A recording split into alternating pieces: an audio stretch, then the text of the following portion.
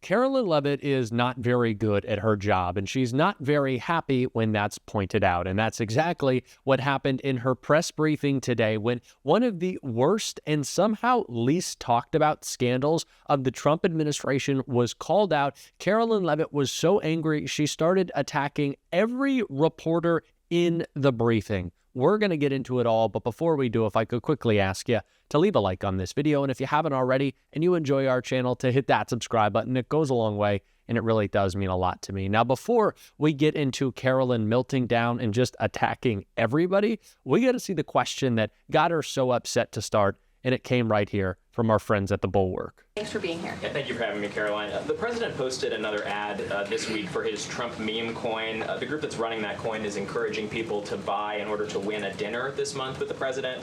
Why is the president planning to attend a dinner for the top investors in his coin? Look, the president is abiding by all conflict of interest laws. The president has been incredibly transparent with his own personal financial obligations throughout the years. The president is a successful businessman, and I think, frankly, it's one of the many reasons that people reelected him back to this office. There are at least some people who are buying this coin who seem to view it as an opportunity to influence the president's views. There was a logistics company this week that said they would buy $20 million in the coin in order to advocate for free trade between the U.S. and Mexico.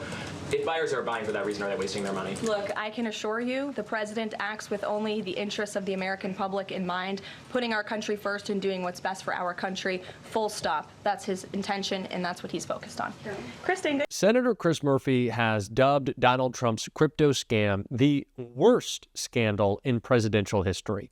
And I agree. This man is publicly allowing foreign governments, big corporations, CEOs to pay him to the tune of millions, if not encroaching upon billions of dollars right now, buying influence in the federal government that Donald Trump is happy to give away.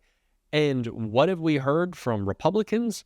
Nothing. This is a huge, huge scandal. And if it wasn't for all the other scandals, this would be the only thing anyone would want to talk about. And what does Karoline Leavitt say about it?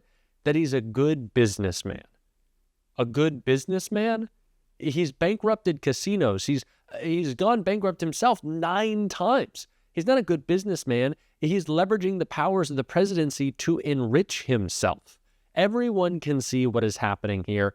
Speaking of people can see the problems with Donald Trump and pointing them out, Karoline Leavitt was asked about how Pope Leo thinks about the president. One other question. Yesterday, we saw the news of the new Pope. Before Pope Leo became Pope Leo, there were some critical comments that he made about President Trump and about Vice President Vance on his then X account. Does the White House have any reaction to those comments? The president made his reaction to Pope Leo's announcement yesterday very clear. He is very proud to have an American Pope. I think it was a surprise to everyone. I saw the news media was surprised to report on that yesterday, but it's a great thing for the United States of America and for the world, and we are praying for him. Not surprised that Karoline Leavitt just wanted to kind of brush past that question there. That was probably one of my favorite Twitter days of all time. The uncovering, as we went over, and I'm sure you saw covered in other places, of Pope Leo, then Cardinal Prevost's tweets calling out Trump, calling out J.D. Vance, even back in 2016, 2017, calling out Donald Trump's disgusting and immoral and now illegal immigration policies. And so not a surprise that Karoline Leavitt just kind of wanted to rush past those, and I hope to see the Pope continue to call those out and continue to speak on behalf of those fleeing persecution and oppression. And that's what this Trump administration is trying to do right now, trying to persecute, trying to oppress. And it doesn't matter who you are. Take a look at who Donald Trump just fired that Karoline Leavitt was asked about right here. The president. Question, the president fired the Librarian of Congress. Why did he choose to do that? We felt she did not fit the needs of the American people. There were quite concerning things that she had done at the Library of Congress in the pursuit of DEI. A DEI librarian? Real? Is that what we're doing at this point? DEI libraries? What does that even mean? I need a definition of what that actually means. She was putting out books that you don't like? Free speech? Are we not doing that? These MAGA people cannot compartmentalize what anything means to them. They talk about free speech in the context of, I don't know if you saw this story, but an adult woman who called a 6-year-old boy the N-word that's free speech. But when a librarian wants to select some books, that's not. She's got to get canned for that. It's just absolute nonsense. It's crazy. And the questions kept coming again on the crypto scam, and it's when Karoline Leavitt melted down. You noted he is a successful businessman. Do you know if the president has any plans to meet with any of the folks involved with any of the family businesses over there, or see any of the sites that are going to be Not to my knowledge, and let me just get to the premise of your question that both of you have raised. I think it's frankly ridiculous that anyone in this room would even suggest that President Trump is doing anything for his own benefit. He left a life of luxury and a life of running a very successful real estate empire for public service, not just once, but twice. And again, the American public reelected him back to this White House because they trust he acts in the best interest of our country and putting the American public first. This is a president who has actually lost money for being president of the United States. I don't remember these same type of questions being asked of my predecessor about a career politician who was clearly profiting off of this office. That is not what President Trump does, and this White House holds ourselves to the highest of ethical standards. Phil. Donald Trump left a life of success the second time he ran for office. If he hadn't become president, he was going to jail. He only ran for the presidency so he didn't have to go to jail. And the first time, he was going broke. He wasn't a billionaire. That's why he went bankrupt so many times. What are you talking about? The presidency has existed as a project to serve Donald Trump's narcissism and to enrich him, his family, and the other wealthiest people in the world. That's it.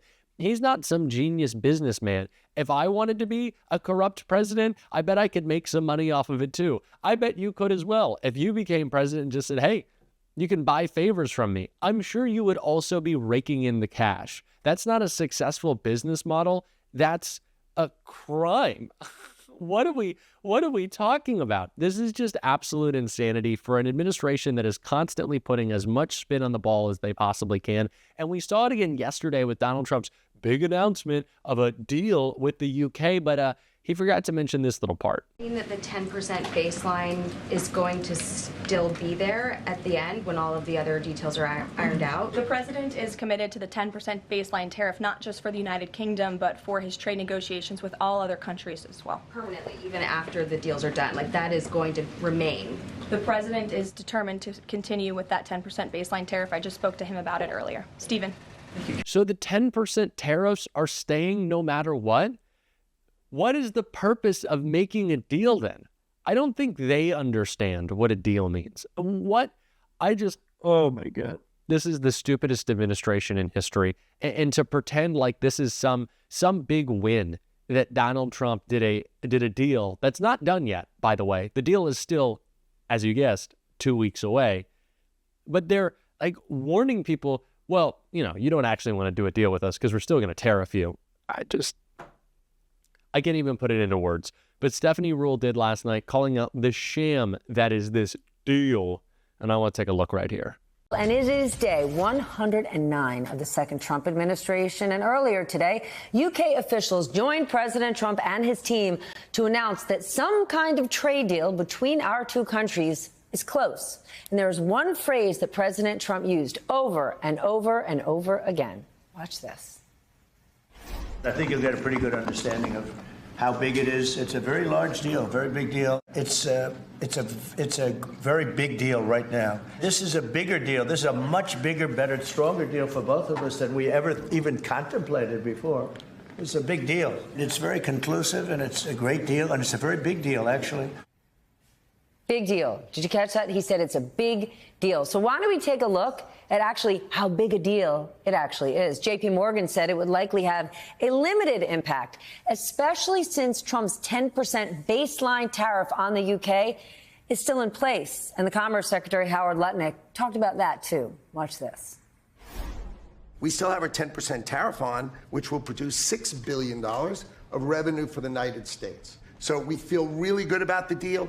You've heard the Prime Minister. He feels really good about the deal, right? And we started at 10%, and we ended at 10%. And the market for America is better. And this is a perfect example of why Donald Trump produced Liberation Day. There's a lot to unpack here. First, if you are wondering why Fed Chair Jerome Powell did not cut rates yesterday, I want you to look at that 10% tariff that remains on the UK. That is triple what it used to be. And this is the UK, our closest ally, where we do not have a trade deficit. Think about all those other countries where we actually do have them. They're going to likely be stuck with higher tariffs. And what does that mean? Inflation ahead. And Jay Powell and pretty much all of Wall Street and the business community, they know this. So let's get to the actual deal part of the big deal. There was no final deal announced today, and President Trump eventually admitted that. The final details are being written up in the coming weeks. We'll have it all very conclusive, but the actual deal is a very conclusive one. We'll see. As I told you before, deals on average take 18 months. So to summarize, here's the president's agriculture secretary on Fox Business just before that Oval Office showcase. Again, more details coming. It is an agreement in concept. There's a lot of details to be worked out. It is a concept of a deal. Does that sound familiar? Well, according to my sources, this thing is pure theater. And the sources I am talking about are Wall Street investors, many of whom voted for Trump, many of whom are willing to stand up and give him a standing ovation and pat him on the back if it means we can get out of this trade war and get back to the tax cuts and deregulation they want. But even those guys looked at today and said it was just a show. A country we did not have a deficit with, a prime minister who has gone out of his way to charm Donald Trump, and a dressed-up framework to distract us from real challenges ahead, like fewer cargo ships in our biggest ports. So this big deal announcement was carefully choreographed to give markets hope. And guess what? For the day, it worked. Markets shot up.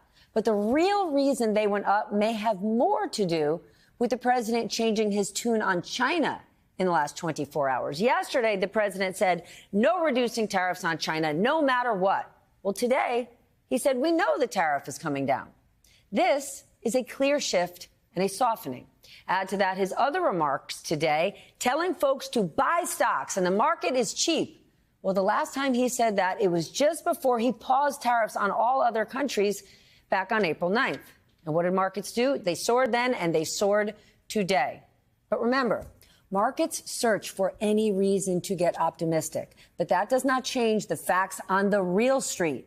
Ford is raising prices, industries are begging for exemptions, and stores are preparing for supply chain paralysis, meaning we, the United States consumer and our businesses, we pay the tariffs. That is the reality. And if you want to put lipstick on that pig, you better hope it's produced in the USA. I don't even know what to say anymore. These people, they're bad at their jobs. They're bad at lying. And they're stupid. I just think these are the words that we have to use at this point. Let's make it pretty clear, pretty simple. That's the state of things. And we're going to keep calling it out on this show every single day. And if you want to support that, as always, you can hit that subscribe button. We're getting pretty close to 1 million, aren't we? You can leave a like on this video. And if you stuck around to the end, you can drop a blue heart in the comments. And until next time, I'll see you soon.